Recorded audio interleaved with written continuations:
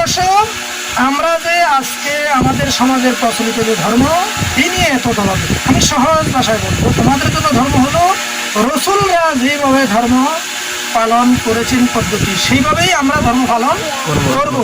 প্রত্যেক নবী রাসূল তিনি কি কোনো কিতাব পড়েছেন?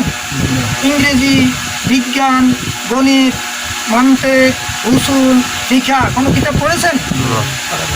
ওরা সরাসরি আল্লাহর পক্ষ থেকে ইলম নিয়ে, অর্থাৎ আল্লাহ তাদের প্রতি ওহী নাযিল করেছেন, সেই ওহীর মাধ্যম দিয়েই তার উম্মতদেরকে, ভক্তদেরকে কি করেছেন?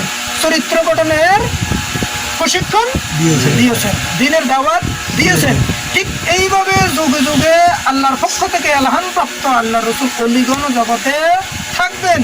তাদের পদ্ধতিতে তারা এলহাম পেয়ে ওই এলানের মাধ্যমে ভক্তকে যে দ্বীনের দাওয়াত দিবে, সেই মতোই ভক্ত চরিত্র গঠন করবেই। এটাই প্রকৃত সিস্টেম, এটাই আসল ধর্ম। আমরা ওই পদ্ধতিটাই মানি। বুঝতে পারছি?